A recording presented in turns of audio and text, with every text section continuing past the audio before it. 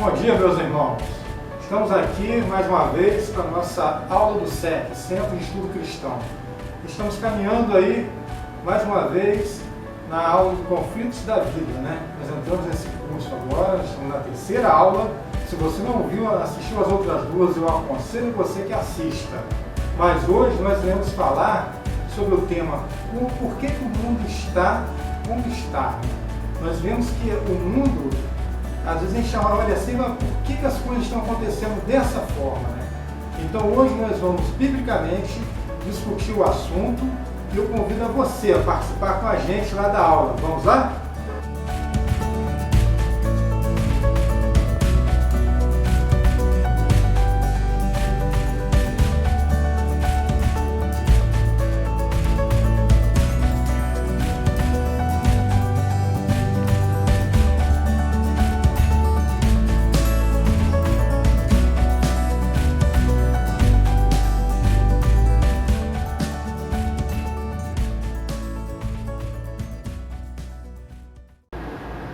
Bom dia, meus irmãos. Estamos aqui mais uma vez para a gente poder aí estudarmos a Bíblia juntos, né? E hoje iremos caminhar mais uma vez nesse novo curso que nós estamos tendo aí, que é Conflitos da Vida, né? Só que antes de começarmos, nós vamos orar. Vamos orar? Senhor meu Deus, meu Pai, neste momento, ó Pai, eu entrego minha vida em Tuas mãos, ó Pai. Eu te peço, Pai, que o Senhor possa, Pai, estar fazendo a Tua vontade através de mim. Neste momento, Pai, eu te peço por todos aqueles irmãos também, ó Pai, que irão ouvir, ó Pai, essas palavras, ó Pai, que irão estudar conosco, ó Pai, a Tua palavra, e que cada um possa, ó Pai, estar com o coração aberto, a mente aberta, a compreender aquilo que o Senhor deseja falar, ó Pai, a todos eles através dessa aula. Te agradeço pela nossa igreja, pelo nosso pastor, ó Pai, por tudo que o Senhor já tem feito nas nossas vidas, ó Pai. E te peço novamente, ó Pai, que eu não atrapalhe, ó Pai, o Teu agir, ó Pai, que o homem físico não venha interferir no agir do Teu Espírito Santo, ó Pai. E te peço, ó Pai, mais uma vez, ó Pai, fala-nos, ó Pai, fala-nos nessa manhã, ó Pai, em nome de Jesus. Amém. Bom, meus irmãos, como eu falei, né?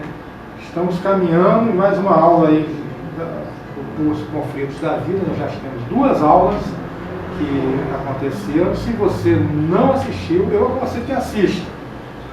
São duas aulas muito boas da professora Fátima.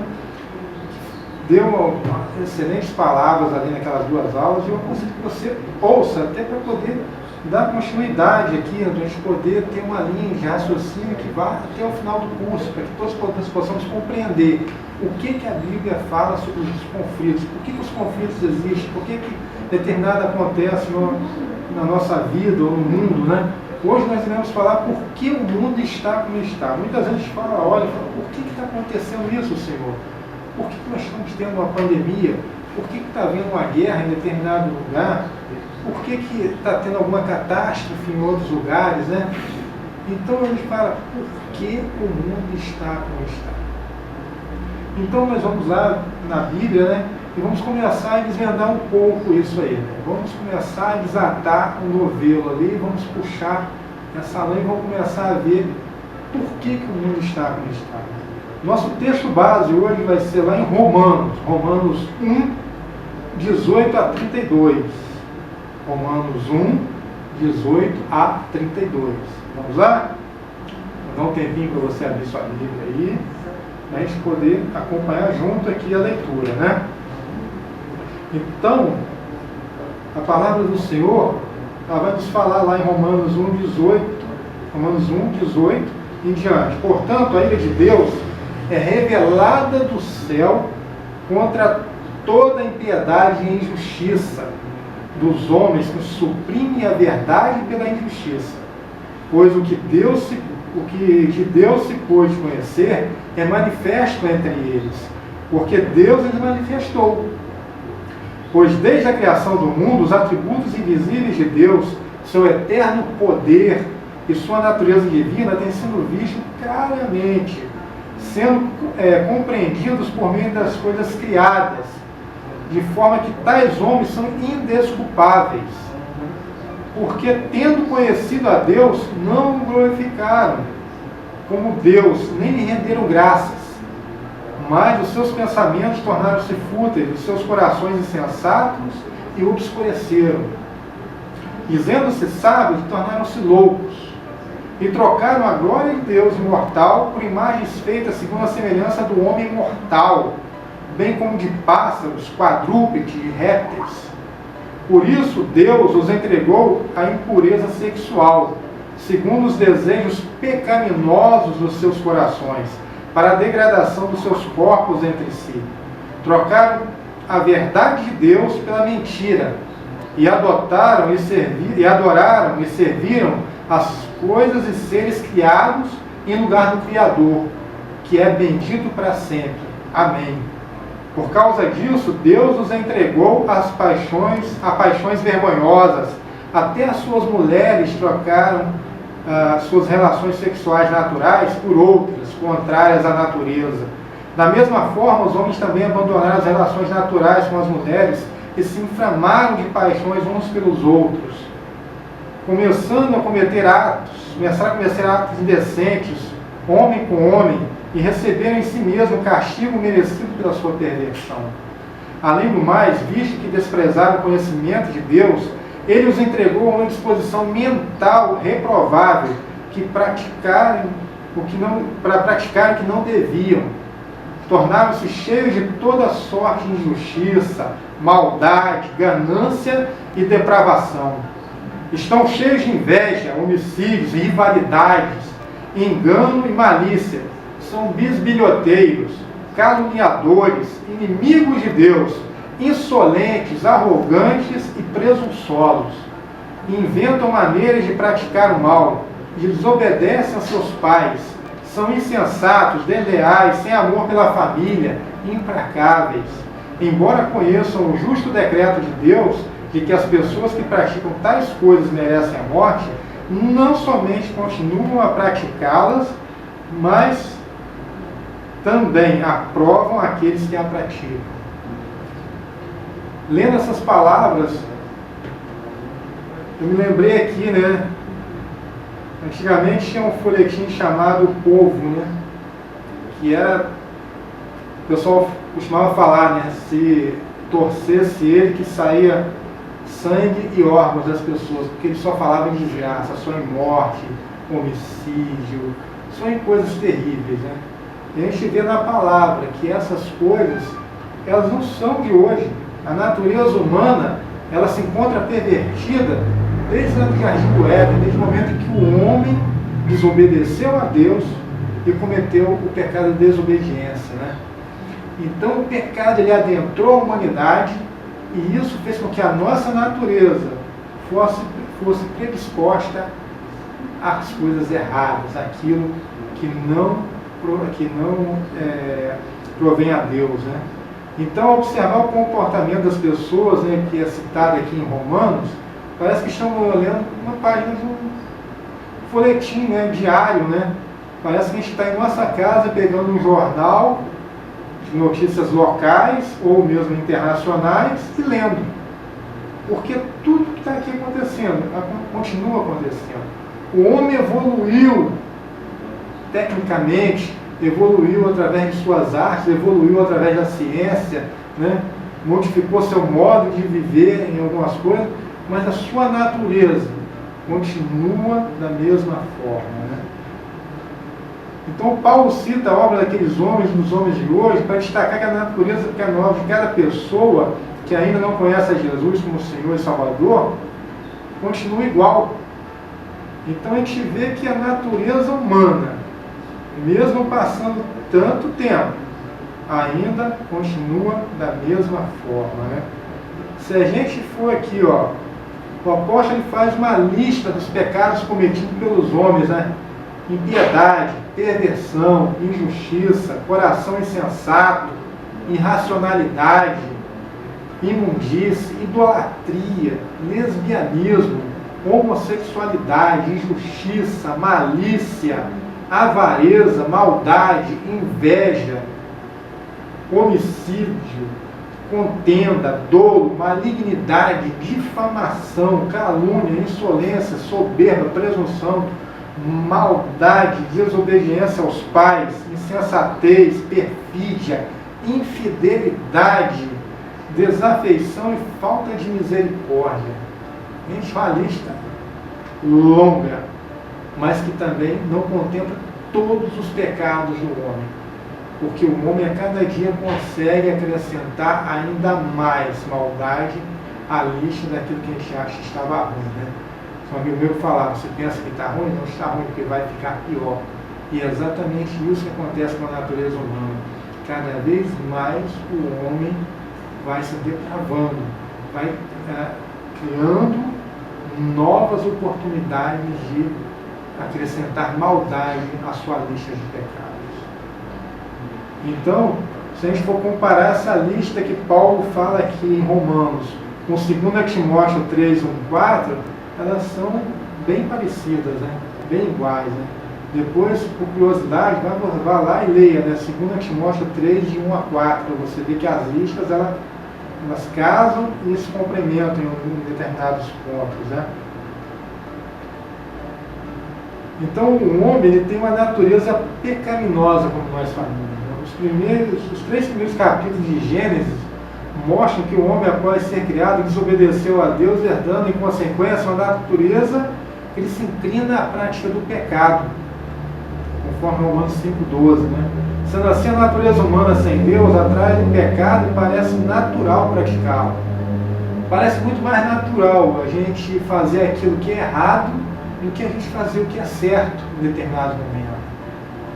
Parece que o caminho do mal é muito mais fácil de ser seguido do que o caminho do bem, do que da verdade. Às vezes é mais fácil você cometer o pecado da mentira do que falar a verdade.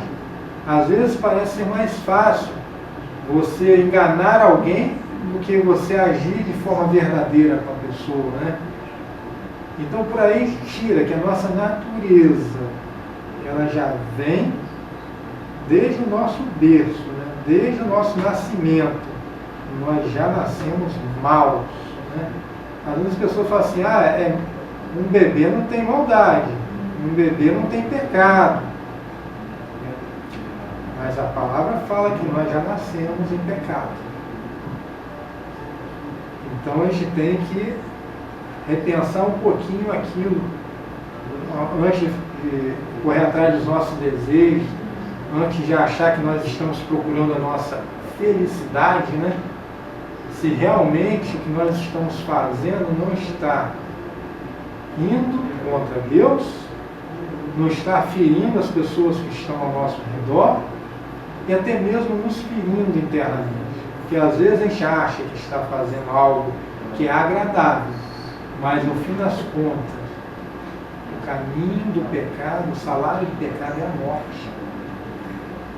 Quando nós pecamos, nós caminhamos ainda mais em direção à morte. Se a gente for ver, muitas pessoas aí se entregam aos desejos da sua natureza, a gente vê como que termina. Homens que se drogam, morrem de overdose ou de outras doenças que ele adquire ao longo do caminho. Mulheres que também se entregam aos seus prazeres, se entregam a outros tipos de desejos, né? Que acabam aí mortas também, que acabam aí morrendo por doença, morrendo porque foram assassinadas. Então a gente vê que o pecado ele atrai morte. O pecado ele nos encaminha para a morte.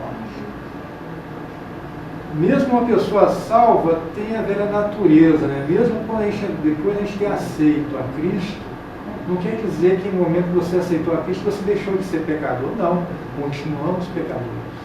A diferença é que agora nós temos consciência de que nós somos pecadores, de que nós cometemos erros, mas que nós temos que nos arrepender, que nós temos que confessar os nossos pecados a Deus, se arrepender em primeiro lugar, confessar os nossos pecados a Deus e pedir perdão. Perdão por ter errado. E Deus, Ele nos promete que Ele irá esquecer, que irá perdoar e irá esquecer o pecado daquele que verdadeiramente se arrepender e verdadeiramente confessar o seu pecado e pedir perdão. Então, meu irmão, vigie, ore, pense muito antes de satisfazer a sua vontade, se realmente a sua vontade coaduna com a vontade de Deus. O homem não teme o julgamento de Deus. Muitas pessoas não temem. Às vezes conversa com algumas pessoas, né? Vocês são muito legalistas. Vocês têm muita questão do julgamento de Deus, um Deus tão cruel, tão não sei o quê. E eles não acreditam que Deus realmente possa nos julgar. Uma vez eu conversei com uma pessoa e perguntei, ele era ateu, e eu perguntei, vem cá, você é ateu? Sou ateu. E aí, quando você morrer, como é que vai ser? Morreu, acabou? Morreu e acabou, não tem mais nada. Eu pensei, o inimigo cega as pessoas. A palavra do Senhor fala, mesmo que a gente venha a morrer, nós ainda assim viveremos para a glória de Deus. Aqueles que aceitaram viverão eternamente com Deus. Então, meu irmão, a nossa esperança é Cristo. Cristo é a nossa esperança. Quando entregamos nossa vida a Ele, nós temos a certeza da vida eterna. Então a gente fala que Deus ele deve ser temido pelo homem. Sim, Deus deve ser temido. Não porque Ele é alguém que provoque terror, mas é alguém que criou todas as coisas, que fez tudo o que há no mundo. E Ele não coaduna, Ele não tem qualquer misericórdia para com o pecado. E quando nós pecamos, Ele não está ali presente com nós. Ele conhece o nosso pecado, mas Ele não concorda com o nosso pecado. E se nós não nos arrependermos, a justiça de Deus virá e nos castigará. Isso é certo. Então, a palavra do Senhor lá em Salmos, Salmos 25, 12, 33, 8, 34, 9, e 37, 6, fala exatamente sobre isso, que Deus deve ser temido e que Ele é justo, Ele fará sobressair a sua justiça. Ele praticará justiça. Nós temos leis. Quando nós infringimos a lei, o que acontece? Nós sofremos sanção. Nós somos penalizados. Somos, às vezes, dependendo do delito que cometermos, nós somos julgados e, se formos condenados, teremos que pagar o preço. E a mesma coisa acontece quando nós pecamos contra Deus. Um dia, todos nós seremos julgados. Um dia haverá um julgamento sobre tudo aquilo que nós fizemos. A nossa esperança está em Cristo. Entregamos nossa vida a Cristo e sabemos que um dia, quando vier o julgamento, se tivermos realmente entregue nossa vida a Cristo, Ele virá e, através da sua graça, irá cobrir os nossos pecados. E nós então estaremos com Ele no paraíso. Agora, aquele que não reconhece a Cristo como Senhor e Salvador da tua vida, aquele que desobedece a Deus direto, esse vai ser julgado, e ele vai ser condenado. Nós temos que avisar as pessoas, nós temos que pregar a palavra, e não é só dizer que Deus é bonzinho, que depois que você se converter tudo vai dar certo, que depois que você vier para a igreja sua vida vai ser uma mil maravilhas, porque não é isso que acontece, não é isso que nós temos que pregar. Nós temos que pregar a palavra e dizer a verdade para as pessoas. Você se converteu, mas as dificuldades do mundo continuam, e às vezes ainda ficam maiores, porque quando a gente se converte, nós estamos indo e começamos a seguir a Deus, nós tomamos a direção contrária. Nós nos convertemos, ou seja, deixamos de ir numa direção e passamos a ir em outra direção. Então o mundo, quando a gente tem uma lei na física que te diz, né, que toda ação cria uma reação, né?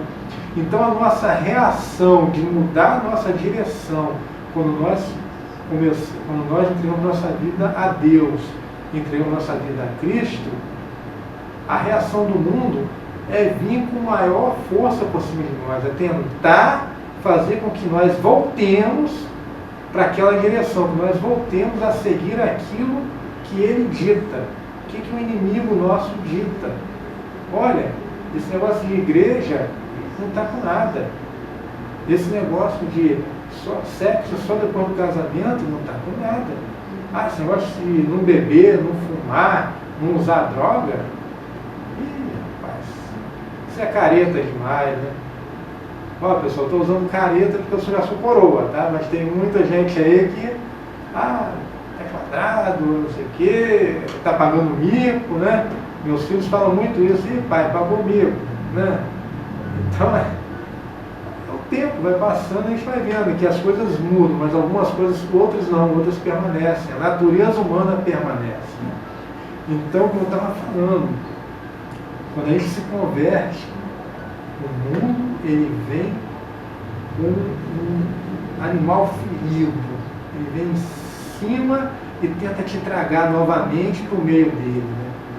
Então nós devemos pegar a palavra, nós devemos falar a verdade para as pessoas. A palavra de Deus ela tem que ser dita de forma verdadeira. Que se a pessoa não se arrepender do seu pecado, não confessar o seu pecado a Deus e pedir perdão, ela não vai ser salva. Quando morrer, ela vai morrer, vai aguardar o julgamento, e quando vier o julgamento, ela vai para o local de perdição eterna. É que nem aquela história do joio e do trigo, né? O joio e o trigo eles crescem juntos, mas o joio não é trigo. O trigo ele produz lá as suas sementes e ele serve para alimentação, o joio não. Então, quando se faz a colheita, o que acontece? Separa-se o trigo do joio. O trigo vai para a alimentação e o joio ele vai para o fogo. Ele serve para aquecer, ele serve para fazer alguma outra coisa, para ser espalhado, mas ele não serve para outra coisa, a não ser isso, ser queimado. Nem que seja pelo sol, mas ele é queimado. Então, meu irmão, se você não é joio, se entregue a Deus, vire trigo, seja trigo, alimente o mundo com a palavra de Deus. Então, Deus age graciosamente para salvar o pecador. Está lá em Efésios 2, de 8 a 10. Mas derrama a sua ira contra o mal, conforme Romanos 1,18 fala, né? E Efésios 5, 6 também fala sobre isso, né? Que ele derrama a sua ira contra o mal. Às vezes a gente olha para o lado, olha para o outro, as pessoas fazendo tudo errado, se dando bem, né? Pô, na nossa cabeça, né? A gente pensa assim, pô, fulano, né? Se deu bem, né? Fez uma maracutaia aqui, fez outra ali, conseguiu ganhar um dinheiro, está se dando bem. A gente vê pessoas aí que deram golpes em outras, que estão viajando, que estão fazendo isso e outro. Mas um dia, a justiça de Deus virá, a mão de Deus irá pesar. E nesse dia eu não quero estar nem perto dessas pessoas. John Stott define a ira de Deus como uma hostilidade contra o mal, né? Uma recusa em suportar o pecado, né? Aquela coisa, às vezes você não tem como, você não consegue ficar próximo. Deus não consegue condenar o pecado. Deus e o pecado não tem como ficar junto. Então há repulsa contra o pecado. Além disso, o julgamento é justo, é perfeito. São ações divinas, diferentes das reações humanas, né? Movidas pela raiva, ressentimento ou desrespeito. Né? Às vezes a gente fala, né? A gente vê pessoas que a gente considera cristãos sofrendo por alguma coisa e tal. E às vezes a gente é consequência, às vezes, de um pecado, alguma outra coisa. A gente não tem como dizer que realmente é. Mas pode ter certeza, irmão. Cometeu o pecado, você vai pagar o preço. O preço ele vem. Cedo ou tarde esse preço vem. Temos pessoas que passaram durante muito tempo, né, na bebedeira. se converteram e depois com o tempo apareceu com cirrose, apareceu com outra coisa, consequência do pecado. Temos pessoas que se drogaram durante muito tempo, né? Depois se converteram, vieram para o Evangelho e tal. Às vezes aparece alguma doença, alguma outra coisa, consequência ainda do pecado. Nós não escapamos das consequências, a não ser que Deus assim o determine. Mas o salário do pecado continua ali conosco. Somente Deus pode afastar de nós, pode vir, né, mais à frente. Somente se for da vontade de Deus, Ele pode tirar de nós as consequências do pecado. A nossa ação é arrependimento, solicitação de perdão a Deus, cavar nosso joelho no chão, orar para Deus, pedir perdão. Perdão a Deus por aquilo que nós cometemos, pelos erros que cometemos. Então o homem sem Cristo, ele parece não ter convicção de que a ira de Deus o alcança agora, né? Ele se intensificará no julgamento final, né? Lá em 1 Tessalonicenses 1:10, né? Fala sobre isso. Romanos também 2:5, 3:5, 5:9 também eleva esse tema, né? Então ele se revela no presente quando ele entrega aos homens obstinados em seus pecados e os processos de depravação e degeneração moral e espiritual, né? Às vezes a gente conhece uma pessoa, né, num determinado momento da vida. A gente fica um tempo sem ver. E depois quando a gente encontra aquela pessoa, né, às vezes, quando ela se entrega ao pecado, se entrega à depravação, às vezes você nem reconhece. Porque ela muda até fisicamente. Porque o pecado ele atrai de tal forma, né, consequências, que isso atinge até mesmo a figura humana, a parte física, não só a parte espiritual, mas também a parte física, às vezes acaba pagando pelos nossos erros, né? Pessoas que aí, às vezes, fazem coisas terríveis, fazem modificações no seu corpo, né? Em busca, né, de ter uma aparência, vamos dizer assim, perfeita, né? Pessoas que querem parecer com uma boneca, homens que querem parecer fortes, né? De estar botando coisas, silicone, botando outras coisas para poder, tomando bomba, né? Para poder parecer forte, né? Parecer, só parecer. Porque isso pode levar a consequências muito graves. Pode levar pessoas até mesmo à morte, né? Então a gente tem que tomar cuidado. Nossos desejos às vezes nos levam a caminhos maus. E o mundo, ele está aí, nos incentivando cada vez mais a satisfazermos a nossa vontade. Porque ele sabe que toda vez que nós satisfazemos a nossa vontade, nós caminhamos ainda mais junto com ele, né? Então a Bíblia fala muito da punição dos pecadores, devemos falar também, devemos falar das pessoas que há um salário a ser pago, há um preço, né? As pessoas não podem viver da forma que querem sem que tenham que pagar um preço. Nós não podemos sair por aí fazendo o que bem quisermos sem que haja um preço. Então, a Bíblia nos alerta sobre isso. A palavra de Deus nos fala, né? Quando nos fala lá que o salário do pecado é a morte, né? Mas também fala que o dom gratuito de Deus é a vida eterna. Quando obedecemos a Deus, entregamos nossa vida a Cristo, nós sabemos que o dom da vida virá, a vida eterna. O homem que não observa a revelação, ele não observa a revelação natural de Deus. Às vezes a gente não consegue enxergar o milagre da vida. Às vezes a gente não consegue enxergar, né, que Deus faz por nós todos os dias. As coisas se tornaram, entre aspas, comuns, né? O sol nascer é comum, o nosso respirar virou uma coisa comum, né? O nascimento de uma criança virou algo comum para nós. Mas tudo isso é milagre de Deus, manifestação de Deus no mundo, né? O sol, ele aquece a todos, né? Quando ele nasce, ele vem e atinge a todos. Quando a chuva vem, rega a terra. Os pássaros continuam aí voando, continuam comendo. Quantos milhões de peixes nós não temos no mar, né? Quantas coisas não acontecem ao nosso redor e às vezes nós nem percebemos que tudo isso tem a mão de Deus, né? Então é possível ver o poder de Deus na criação desde o início do mundo. João, quando ele fala, né? No início era o Verbo, e o Verbo estava em Deus, e o Verbo era Deus. Deus criou tudo através do seu Verbo, através das suas palavras. Tudo foi criado. Tudo. O homem natural, ele até admira a natureza. Ele olha as coisas, né? Tem alguns que chegam a adorar a natureza, né? São adoradores da natureza. Mas não adoram o Criador. Né? Não adoram o Criador.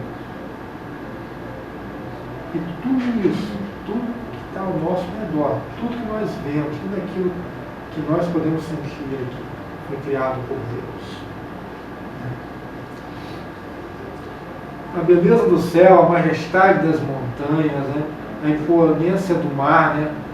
Às vezes a gente olha, né, o mar, né, a gente vai ali na praia, e a gente vê a onda, ela chega até um determinado limite e retorna. Vem e retorna, né? E a gente olha, por que o mar não invade, né? O restante tem hora que parece que vai invadir, né? Quando dá uma ressaca, quando tem um outro tipo de efeito climático diferente na nossa região, às vezes parece que o mar vai alcançar até que vai invadir tudo, né? Vai ter um tsunami, alguma coisa assim. Mas mesmo que tenha tsunami, depois ele retorna para o seu leito natural. Porque assim Deus determinou. O limite do mar é ali. Deus botou aquele limite, ele vai até ali e retorna. Assim também é a vida do homem, há um limite. E nós teimamos em querer ultrapassar o limite, às vezes.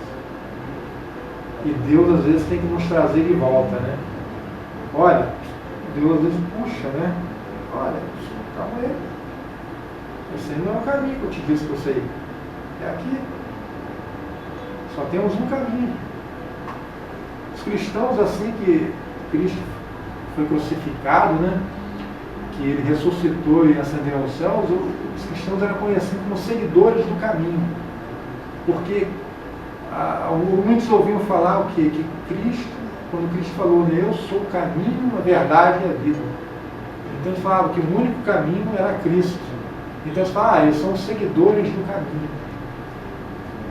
E nós seguimos o caminho, né? O mundo segue o caminho? Não.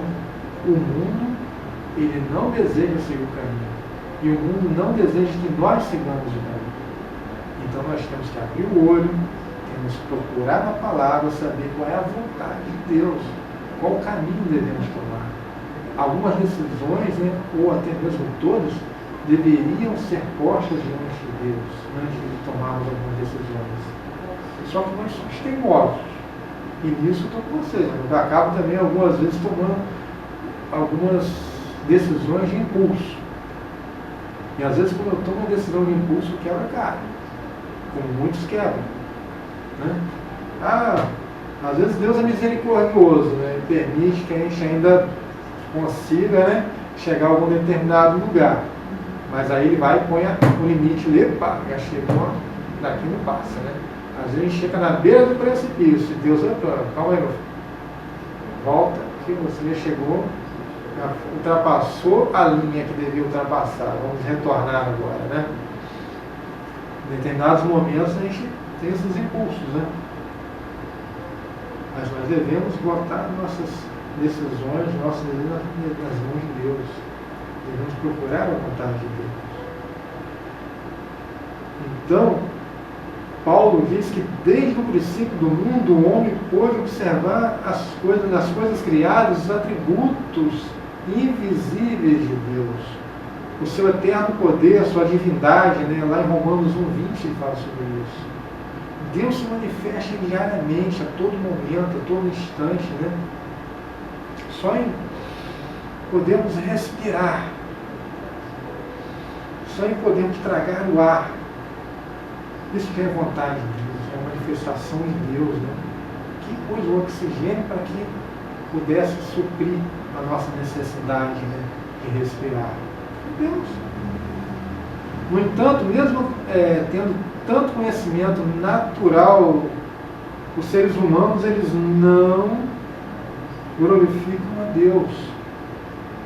Preferiram, como ainda acontece hoje, né, adorar ou venerar as coisas criadas como imagem do homem, aves, quadrúpedes, répteis, né? Se a gente lembrar lá do Egito, né? Quantos deuses tinham naquela terra? Se a gente vê lá na Índia, ainda hoje, né? Nós temos divindades lá que a gente olha assim, né? Rato, o deus elefante, outra deusa Shiva, outra deusa serpente. Quer dizer, lá você pode escolher, tem um menu completo. Você pode, se você quiser adorar um determinado tipo de animal, com certeza você encontrará na Índia, né? E a gente vê que o homem, ele se entrega a coisas que são exatamente absurdas, que não tem qualquer tipo de fundamento, mas mesmo assim, o homem se entrega de tal forma, ele está tão carente, que se entrega a determinadas paixões, a determinadas divindades, a determinadas coisas, de forma que a gente nota que o homem realmente está muito perdido, a humanidade continua ainda muito perdida. Né? No entanto, né, mesmo tendo tanto conhecimento, né, a gente ainda deixa perder, se deixa enganar. Né? Parece natural ao homem você pegar objetos, a pessoas e não a Deus. Né? No entanto, né, uma pessoa não pode ser salva apenas com o conhecimento natural de Deus. Não é apenas saber que Deus existe. Né?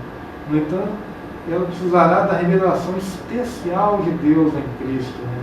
E nas Escrituras, como veremos nos próximos pontos. Né? Paulo diz que a criação dá ao homem o conhecimento de Deus, mas ainda assim, esse conhecimento ele é limitado. Nós precisamos levar a palavras boas, novas vieram, porque o homem necessitava conhecer a Cristo, conhecer a Deus, se entregar a Deus. O homem tinha se perdido de tal forma, a humanidade estava perdida, não tinha salvação, estava caminhando para a morte. Mas aí Deus enviou o seu Filho, unigênito, que pagou um alto preço, morreu na cruz, verteu o seu sangue para que eu, você, todos nós pudéssemos ser salvos. Né? Bastando para isso, entregar nossa vida a Ele, confessar nossos pecados, se arrepender em primeiro lugar, confessar nossos pecados e pedir perdão, entregar nosso coração para Cristo. Isso nós devemos pregar para as pessoas, devemos mostrar para as pessoas, acima de qualquer coisa. Mostrar para as pessoas que elas necessitam de Cristo. Então, veja como a idolatria redunda em imoralidade. Né? John Stott ele faz sobre isso a seguinte declaração, né? A punição de Deus para a idolatria do povo foi entregar cada um à impureza sexual, seus maus desejos pecaminosos, seus próprios corações. Né? E a história do mundo confirma que a tendência da idolatria é acabar em imoralidade. Uma falsa imagem de Deus leva a um falso conceito quanto ao sexo. Paulo nos diz que tipo de moralidade ele tinha em mente, mas implicita que ela desenvolvia a degradação de seus corpos entre si, né? Romanos 1,24. Né? E ele está certo. A degradação moral ela vem conjunto com o pecado. A satisfação dos nossos desejos nos leva, às vezes, a lugares cuja depravação ela é visível. Né? O pecador se entrega à degradação física e moral através do sexo ilícito, contrariando o desejo do Senhor para a sua vida, né? O casamento heterossexual, a infidelidade ao cônjuge, né? São as traições, né? Talvez isso explique porque em quase todas as práticas religiosas em que Jesus não é o centro, não há absoluto moral, né? A impureza sexual é comum onde Jesus não reina. A satisfação da carne é algo mais do que primário, né? Então, o pecado, Satanás, ele age naquilo que é mais óbvio, né? Naquilo que nos atrai mais, né? Sexo, satisfação da carne, satisfação dos desejos carnais. Então ele vem e começa a incutir em nós, começa a atrair o nosso desejo para aquilo que é imoral, né? E com isso vem as depravações. O homem que não conhece a Deus não conhece a revelação especial, né, de Deus, né? Se a revelação natural do Senhor fosse suficiente para salvar o pecador, a gente não precisaria enviar missionário, né, aos índios ou às regiões remotas, né, para que fosse levada a palavra. Somente a sua presença através da sua criação já faria isso. O homem já saberia que haveria um Criador e que com isso ele poderia então ser salvo porque ele crê em alguém que criou tudo, um ser superior, um Deus. Mas não é isso que acontece. A natureza humana nos afastou, o pecado nos levou de tal forma a pegarmos e negarmos, né, a Deus. Nos levou na direção contrária a Deus. Nós caminhamos em direção ao mundo e nos afastamos de Deus. O mundo aqui é caracterizado pelo pecado, caracterizado por Satanás, caracterizado pelo nosso inimigo, o inimigo da nossa alma. Ele nos encaminha para aquilo que é errado.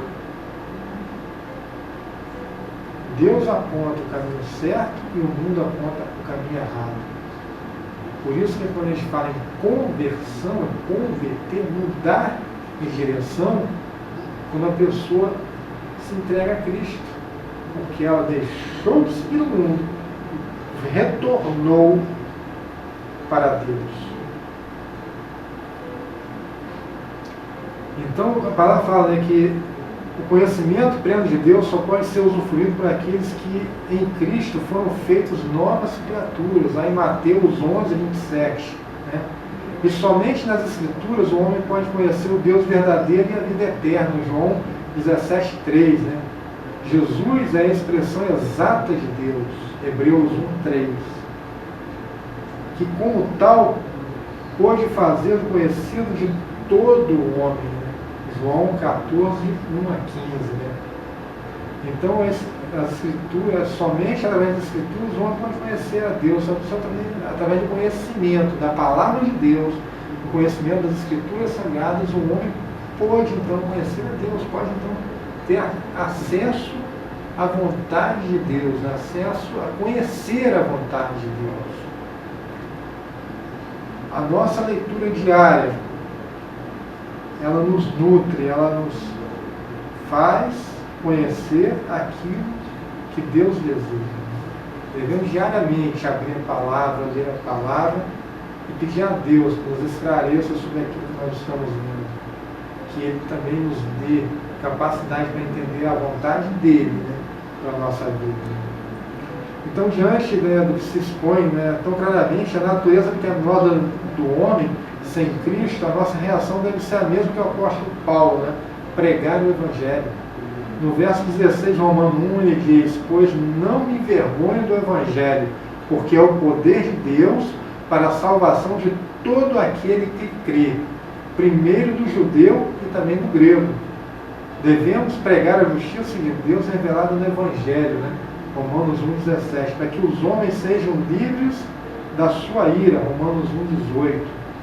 Não devemos esquecer também que por trás, né, de toda a carne e sangue, né, e de todo homem sem Cristo, estão as hostes malignas, né, Quando a gente fala que nossa luta não é contra a carne ou sangue, é isso que nós estamos vendo. Nós não estamos aqui para lutar contra as pessoas.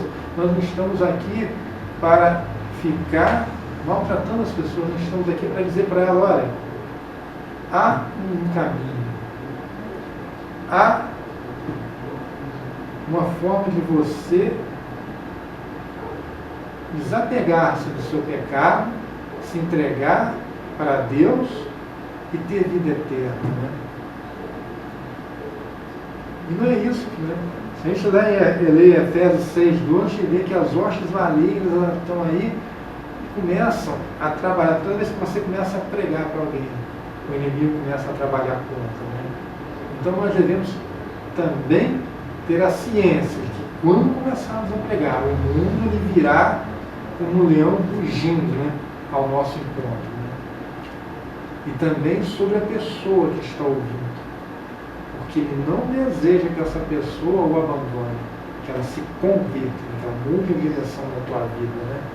Então pregamos aos homens, mas lutamos contra Satanás. Né? Não nos esqueçamos também que somente no novo céu e na nova terra, onde habita a justiça, conforme 2 Pedro 3,13, estaremos completamente livres da presença do pecado. Apocalipse 21:27 fala sobre isso. Né? Somente quando estivermos habitando no novo céu e na nova terra, a justiça, onde habita a justiça, né, estaremos livres completamente do pecado. Enquanto estivermos aqui no mundo, o pecado vai continuar ao nosso redor, vai continuar aqui presente conosco, nós ainda estamos em pecado. Devemos lutar contra ele diariamente. Quando Cristo fala lá que nós devemos cada um carregar a sua cruz, é isso. A nossa cruz às vezes é pesada, Às vezes lutamos diariamente contra nós mesmos. Né? Quem experimentou carregar um peso morto? Peso morto é aquela situação em que você tem uma determinada massa, né? Algum objeto, alguma coisa inanimada, que você tem que mover. Né? Você tem que mover, só que você não tem posição certa para pegar. E aquilo ali, né, você tem que fazer um esforço hercúleo para poder se mexer. E às vezes o pecado é isso, é esse peso morto que nós carregamos conosco. Né? Quando o homem está no corredor da morte, né, e ele caminha, então, para a sua sentença de morte, né, os presos lá nos Estados Unidos têm o hábito de dizer assim, homem morto passando, homem morto passando.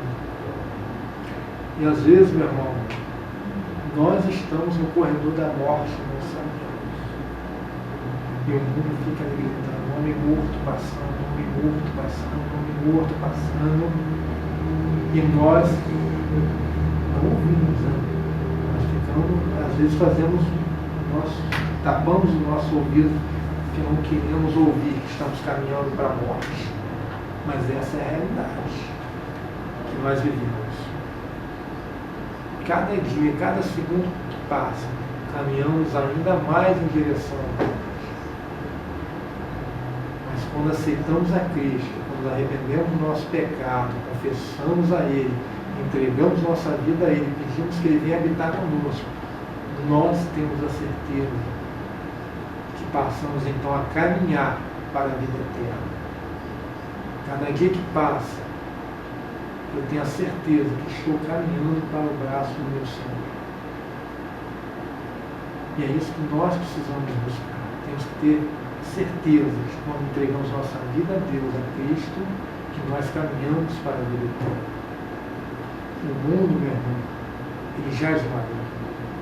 O mundo está como está, porque o pecado do homem desvirtuou a criação do Senhor. O pecado do homem destrói o mundo. O pecado do homem destrói o próprio homem. Então, meu irmão, procure, né, se olhar no espelho toda manhã, procure não só olhar a sua imagem, mas para dentro de si próprio, fazer uma autoavaliação e perguntar: aonde eu estou indo, qual é o meu rumo, qual é o meu pecado. Se arrependa, se arrependa, confessa a Deus e peça a Ele para vir tirá-lo. Peça que Ele ajude você a carregar a sua cruz. Você não deixará de carregar, Ele vai te ajudar, mas você não deixará de carregar. Porque o pecado só deixará de estar conosco quando estivermos morando na casa do Pai. Amém? Vamos orar para a gente encerrar então mais essa aula, mais essa lição. Semana que vem estaremos de volta. Amém? Vamos orar? Senhor, meu Deus, meu Pai, te agradeço, Senhor, porque o Senhor pôde me falar nessa manhã e falar também aos meus irmãos, Pai. Ó Senhor, não permita, ó Pai, que os nossos pecados nos afastem de Deus, Pai. Que o Senhor venha, Pai, venha nos curar daquilo, Pai, que não podemos por nós mesmos, Pai. Tira de nós aquilo que não podemos de Ti, Pai. Ó meu Deus, te peço, Pai, visita a cada pessoa, Pai, que neste momento está, ó Pai, ouvindo também essa lição conosco, Pai, que está aqui estudando conosco, Pai. Que o Senhor possa, Pai, estar visitando, Pai, e fazendo, Pai, segundo a necessidade desta pessoa, Pai. Olha pela família desta pessoa também, Pai. Olha pela nossa igreja, pelo nosso pastor, por todas as pessoas, Pai, que estão envolvidas, Pai, com a Tua obra, Pai. E realiza a Tua vontade, Pai, que é boa, perfeita e agradável, Senhor. Te agradeço mais uma vez, Pai, por estar aqui, para ser usado por Ti, Pai. Peço pela minha família, pelos meus filhos, pela minha esposa, e por tudo, Pai, que o Senhor tem feito. Te agradeço, Pai, acima de tudo, Pai, porque eu sei que o Senhor tem feito sempre o melhor comigo. Em nome de Jesus.